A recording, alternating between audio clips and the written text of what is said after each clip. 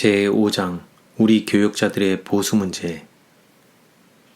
교역자들의 보수 문제는 모든 사람들에게 항상 실제적인 관심을 일으켜주는 문제이다. 이 문제는 엘렌 G. 화이트 여사의 여러 저서들 가운데서 상세히 설명되어 있다. 여기에 실린 내용들은 대총회가 제7일 안식일 예수재림교회의 교역자들의 보수 문제를 결정하는 원칙들을 검토하기 위하여 어떤 위원회를 구성하고 그 위원회가 연구하는 데 도움을 주기 위하여 작성된 보충적인 권고의 말씀들이다. 이 재료들이 그 위원들에게 큰 도움을 확실히 주었으며 저들의 제의에 의해서 여기에 포함시키게 된 것이다.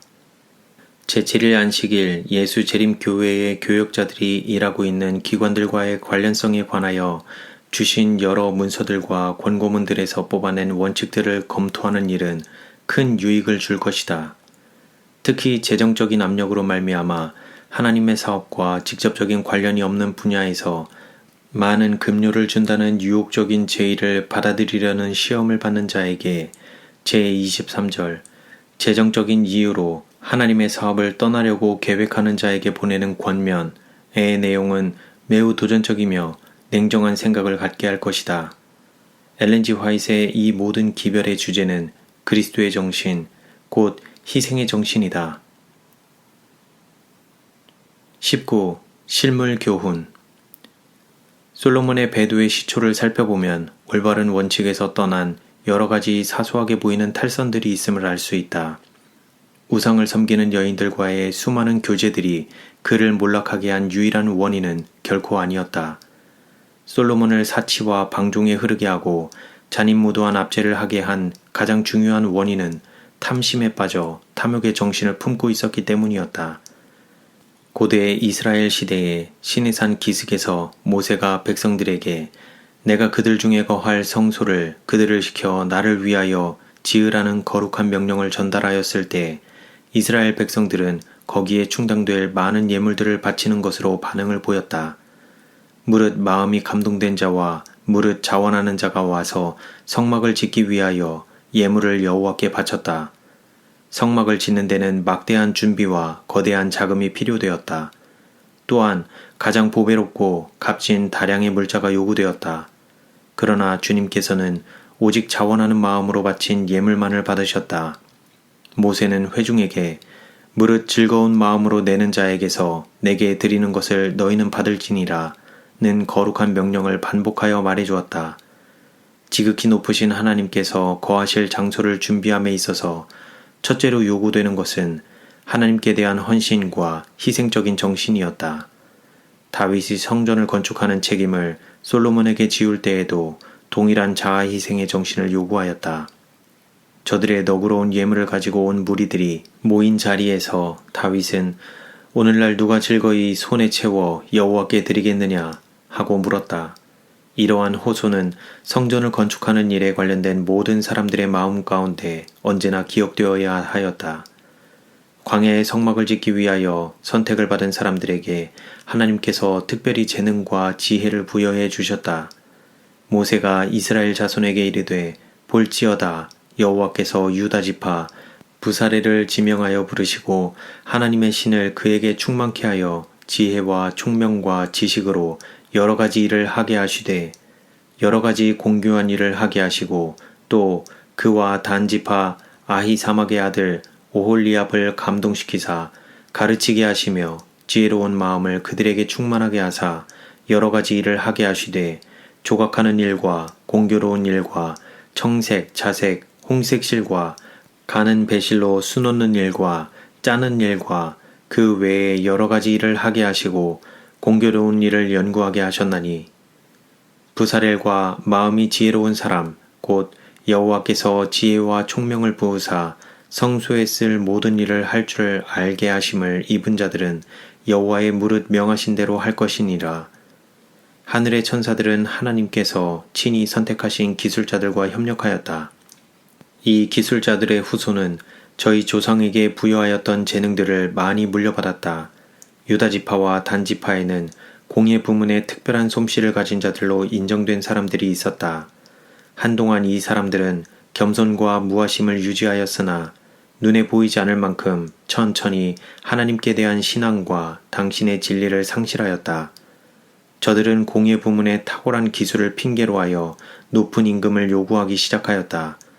어떤 경우에는 저들의 요구가 허락된 적이 있기는 하나 대부분 높은 임금을 요구하는 자들은 이웃나라에서 일자리를 찾았다. 저들의 조상들의 마음에 충만하였던 헌신적인 고상한 정신 대신에 탐욕의 정신에 빠져 더욱 욕심을 부렸다. 저들은 하나님께서 주신 재능을 이교의 왕들을 섬기는 데 사용하였고 저희 창조주께 욕되는 일에 사용하였다. 믿지 않는 기술자를 채용함. 솔로몬이 모리아산의 성전 건축을 감독할 명공을 구한 것은 바로 이러한 배도자들 중에서였다. 거룩한 건물의 각 부분에 관하여 기록된 자세한 설계가 왕에게 위탁되었으며 그는 하나님께 대한 믿음으로 공사에 요구되는 바로 그 일을 행할 특별한 기술을 받은 헌신한 조력자들을 구할 수 있었을 것이다. 그러나 솔로몬은 하나님께 대한 신앙을 행사할 이 기회를 잃었다. 그는 두로 왕에게 사람을 보내어 금, 은, 동, 철로 제조하며 자색, 홍색, 청색실로 직조하며 유다와 예루살렘에서 공교한 공장과 함께 아우르색일 수 있는 사람을 구하였다. 이 페니키아의 공교하고 총명한 사람, 단의 여자 중 한 여인의 아들인 후람을 보냄으로 응답하였다. 명공 후람은 그 어머니 편으로 오홀리압의 후손이었는데 오홀리압은 수백 년 전에 성막 건축을 위하여 하나님께로부터 특별한 지혜를 받은 사람이었다. 이리하여 솔로몬이 부린 기술자의 두목에 성화되지 않은 사람, 곧 자기의 탁월한 재능을 믿기로 하여 많은 임금을 요구한 사람을 임명하게 되었다. 후람의 수고는 하나님께 대한 자신의 가장 고상한 봉사를 바치려는 의욕에서 고무된 것이 아니었다. 그는 이 세상 사람들의 우상인 돈을 섬겼다. 그의 몸의 모든 섬유질은 이기심이란 원소로 짜여 있었는데 가장 높은 임금만을 욕심부리는 것으로 그 기질이 드러났다.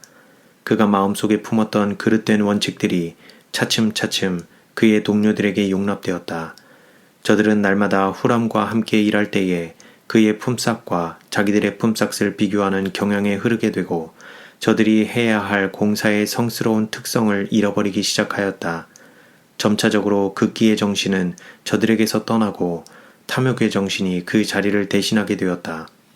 그 결과로 높은 임금만을 요구하게 되었고 그것은 허락되었다. 욕심으로 가득 찬 이 사람을 채용함으로 인하여 작용한 해로운 감화는 각 부분의 여호와의 봉사 사업에 스며들게 되었으며 온 솔로몬 왕국에 퍼지게 되었다. 높은 임금을 요구하여 받은 것은 많은 사람들에게 사치와 방종에 빠질 기회를 주었다. 이 감화가 멀리까지 끼친 결과에서 한때 가장 현명한 사람으로 헤아림을 받은 솔로몬이 무서운 배도를 하게 된 중요한 원인 중 하나를 찾아낼 수 있을 것이다. 이러한 배도에 빠진 자가 왕 혼자뿐이 아니었다. 어디를 둘러보나 사치와 부패상을 볼 수 있었다. 가난한 자들은 부자들의 압박을 당하였고 하나님을 섬기는 데 나타내야 할 자기 희생의 정신은 거의 잃어버렸다. 바로 여기에 오늘날 하나님의 백성들을 위한 가장 중대한 교훈, 곧 많은 사람들이 더디 깨닫고 있는 교훈이 있다. 탐욕의 정신, 최고의 지위와 최고의 임금을 구하는 정신이 이 세상에 충만하여 있다.